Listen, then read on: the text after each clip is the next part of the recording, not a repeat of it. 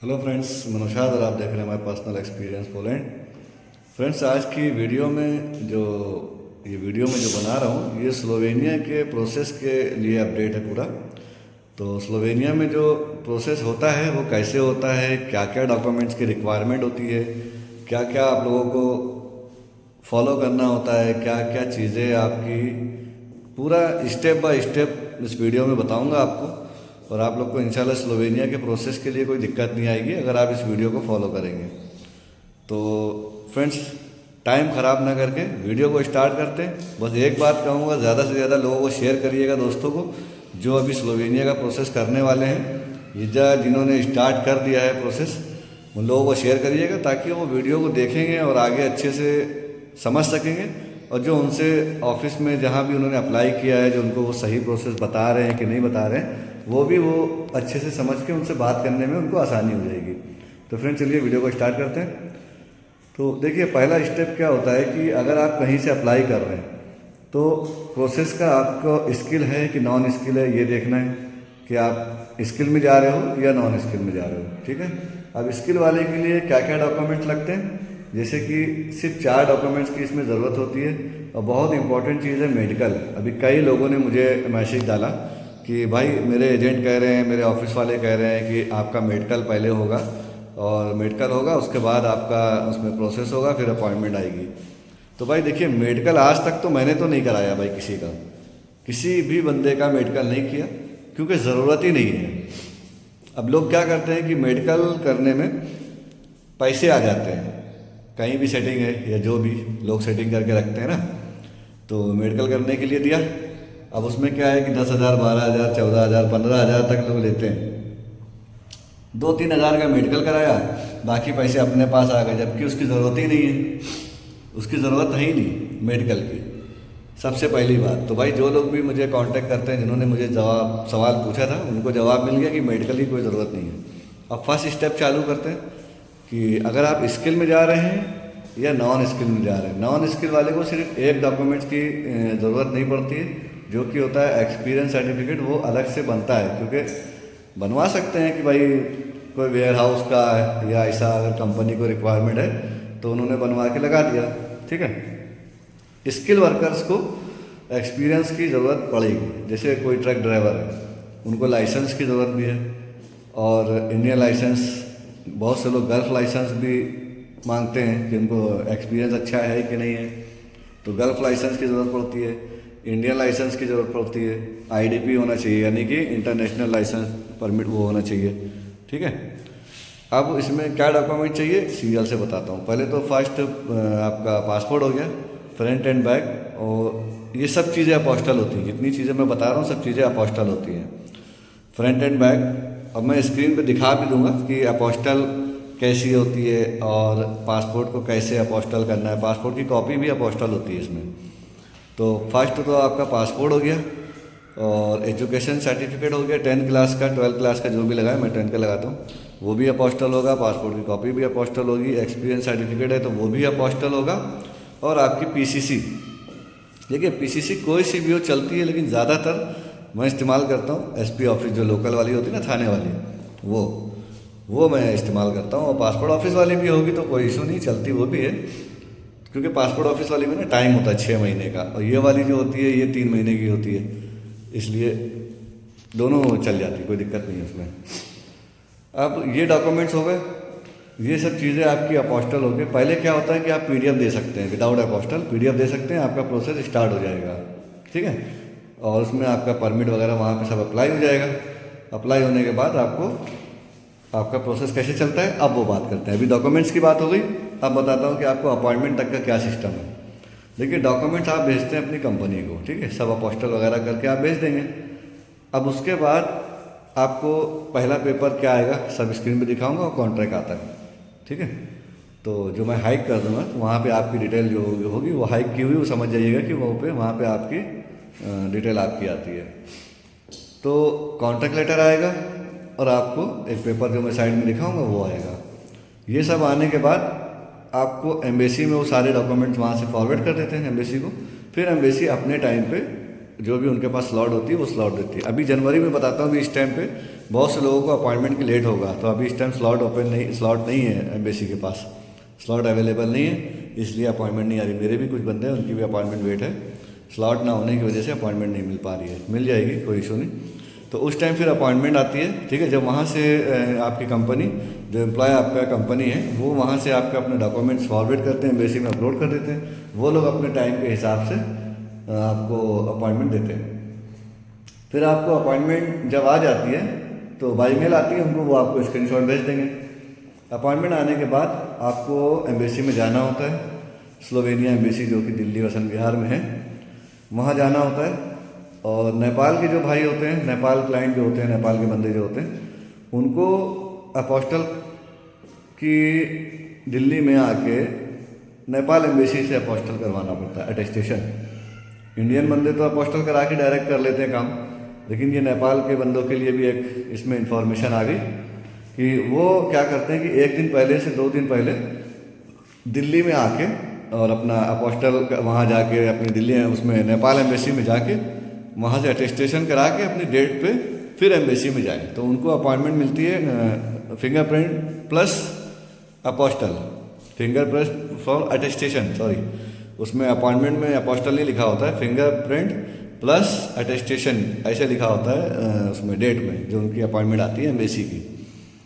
फिर जब उनको अपॉइंटमेंट आ जाती है, ये नेपाल के भाई होते हैं, इनको बता दिया मैंने आप 1 से 2 दिन पहले दिल्ली आ जाओ, वहाँ पे आपका अपना जाके नेपाल एम्बेसी में अटेस्टेशन करवा लीजिए, फिर जाके स्लोवेनिया एम्बेसी में अपना डॉक्यूमेंट जाके वहाँ पे फिंगरप्रिंट कर सकते हैं।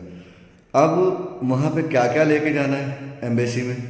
एम्बेसी में आपको पासपोर्ट लेके जाना है और अपना एम्प्लॉयमेंट कॉन्ट्रैक्ट, जो आपको कॉन्ट्रैक्ट आता है ना वो।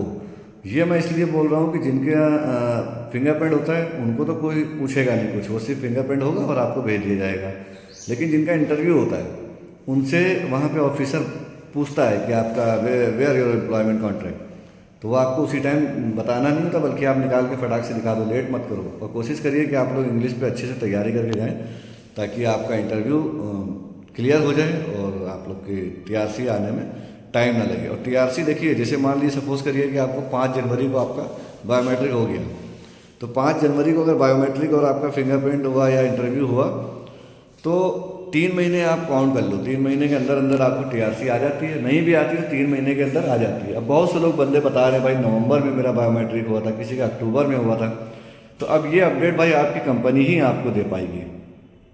आप एम्बेसी से आपको कुछ नहीं पता चलेगा कि आपको मेल आएगा या ऐसा कुछ, तो एम्बेसी से कुछ भी पता नहीं चलेगा, आपको आपकी कंपनी ही बता पाएगी कि इसमें आपका क्या हुआ, इंटरव्यू क्लियर हुआ या नहीं हुआ। अगर क्लियर हो गया होगा तो वो आपको बता देंगे कि हाँ आपकी टीआरसी आने वाली है, हम वहाँ से कोरियर कर रहे हैं। जब टीआरसी कोरियर होती है ना, तो आपको वहाँ से ट्रैकिंग आईडी मिल जाती है। वो ट्रैकिंग आईडी से आप ट्रैक कर सकते हैं। ट्रैक करने के बाद आप अपना जैसी एम्बेसी में आ जाएगी, आप वहाँ से आपको मेल आ जाएगा, और मेल आने के बाद आप अपनी आराम से टीआरसी को जाके रिसीव कर सकते हैं। तो ये होता है भाई स्लोवेनिया का प्रोसेस। अब इसमें मेडिकल की ज़रूरत नहीं है, मैंने वो भी बता दिया। टीआरसी आ जाती है, टीआरसी आप रिसीव करने जाओ तो 1150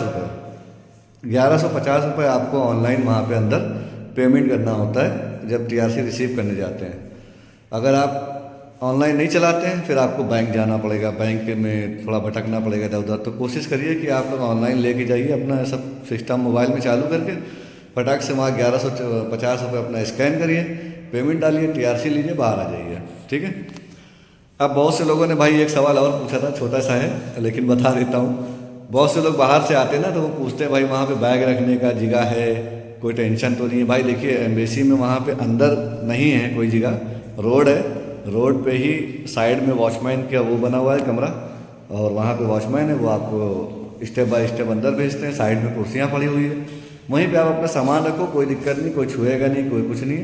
बगल में गेट है एम्बेसी का, वहाँ से आपको एंट्री मिलती है, वहाँ अंदर जाओ, अपना काम करो, चले जाओ। ठीक है।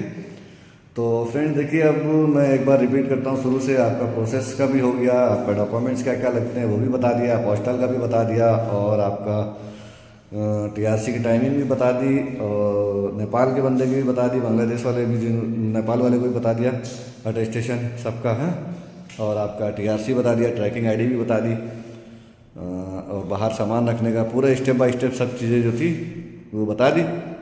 और अगर लेट हो रहा है तो फिर लास्ट में बस यही कहूँगा, अगर लेट हो रही टीआरसी तो आप अपनी कंपनी से बात करिए, उनके सिवा आपको कोई बता नहीं सकता। और एक चीज़ और है, जैसे मान लीजिए कि आपकी टीआरसी ट्रैकिंग आईडी आपको मिली और टीआरसी आपकी आ गई, ठीक है।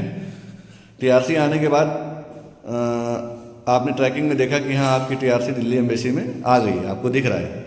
अब आपको मेल नहीं आया, बॉस, ये सबके लिए इंपॉर्टेंट होगा, ये आंसर जो क्वेश्चन का मैं दे रहा हूँ ये सबके लिए बहुत इंपॉर्टेंट है। अब क्या है कि टीआरसी आने के बाद आपको मेल नहीं आ रहा, बहुत से लोग क्या करते हैं, भूल के गलत ईमेल डाल देते हैं जो कि उनकी बंद हो गई होती है, या उन्होंने ईमेल फ़ोन इतने दिन में उनका रिमूव हो गया, ईमेल आईडी अलग हो गई। इस केस में क्या होता है कि अगर आपके पास मेल नहीं आ रहा है टाइम पे, तो आप एक अपने नाम की ईमेल आईडी क्रिएट करके, ठीक है, उनको मेल डाल दो एम्बेसी को। आप मेल डाल दीजिए कि मेरा पासपोर्ट नंबर ये है, मेरा नाम ये है और मेरी बायोमेट्रिक इस टाइम पे हुई थी और मेरी टीआरसी आ गई है, तो प्लीज़ मैं कब रिसीव करने आऊँ। ऐसा करके मेल डाल दीजिए, आपको मेल आ जाएगा कि हाँ आप इस टाइम पे आइए और अपनी टीआरसी रिसीव कर लीजिए। तो ये सबसे बेस्ट है। बहुत से लोगों को ऐसा भी होता है कि भूल के ईमेल गलत डाल दी, भाई मैंने तो ईमेल गलत डाल दिया, अब क्या होगा, भाई मेरे पास तो मोबाइल खो गया या रिमूव हो गया, अब मेल नहीं आ रही है। तो सबसे बढ़िया है आप अपने नाम की मेल आईडी क्रिएट करके और उनको मेल कर दीजिएगा टीआरसी आने के बाद, तो वो आपको रिप्लाई दे देंगे और टीआरसी के लिए बुला लेंगे, फला टाइम आइए और अपना जो है टीआरसी लेके चले जाइए, ठीक है। पेमेंट कितना होता है सब कुछ बता दिया, मुझे तो नहीं ख्याल आ रहा है कि कुछ ऑप्शन बाकी है। बाकी अगर आपको लगता है कि इसमें कुछ ऑप्शन रह गए तो आप वो चीज़ अपनी, मुझे कमेंट बॉक्स ओपन होता है मेरा यूट्यूब का, उसमें कमेंट्स करिएगा, मैं आपको वीडियो के माध्यम से, वीडियो के थ्रू आपको सब बता दूँगा, ठीक है।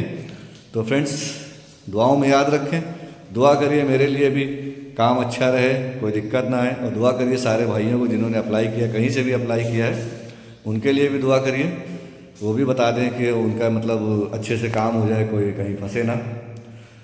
और एक ऑप्शन और याद आ रहा है, अभी ध्यान नहीं आ रहा है क्या था, कि एक भाई का भी मेरे बात हुई थोड़ी देर पहले, तो उन्होंने कहीं से अप्लाई किया है और उनको कॉन्ट्रैक्ट वगैरह मिला है, लेकिन वो भी उनको सही ऑप्शन, देखिए सबसे बड़ी चीज़ देखिए ये बात है, मुझे थोड़ा थोड़ा ध्यान आया कि कोई भी चीज़ हो, प्रोसेस ठीक हो। अगर आपको कहीं से भी आपने अप्लाई किया ना और आपको प्रोसेस सही बताया जा रहा है तो डाउट नहीं है। अगर जरा से भी प्रोसेस टेढ़ा मेढ़ा है, कोई कुछ कह रहा है, ऐसा होता है। हाँ, अभी एक भाई से बात हो रही थी, उन्होंने कहा कि मेरे ऑफिस वाले बोल रहे हैं कि आपको परमिट आने वाला है और वो हम परमिट देंगे तो आप मुझे पैसे देना। तो भाई ये सब चीज़ें थोड़ा ध्यान से रखना कि परमिट मिल रहा है कि एम्प्लॉयमेंट कॉन्ट्रैक्ट मिल रहा है, क्या मिल रहा है, सब चीज़ों को अच्छे से देख लीजिए ध्यान से। मैं स्क्रीन पे भी आपको दिखा भी दूंगा, डेट की भी दिखा दूंगा, जो वो आती है कॉपी आती है पहली वो भी दिखा दूंगा। कॉन्ट्रैक्ट तो 5-6 पेज का होता है, वो तो फ़ायदा नहीं दिखा के, वो स्लोवेनियन लैंग्वेज में होता है। एक बंदे ने और मेरे से कॉन्टैक्ट किया था, उनको पूरा इंग्लिश में आया था और उनकी सैलरी भी बहुत हाई हुई थी, जबकि वो जा रहे थे नॉन स्किल में। तो नॉन स्किल में भाई 1500, 1800, 1600 सैलरी नहीं आती है, ठीक है। आप अच्छे से ये सब चीज़ों को ध्यान रखिए।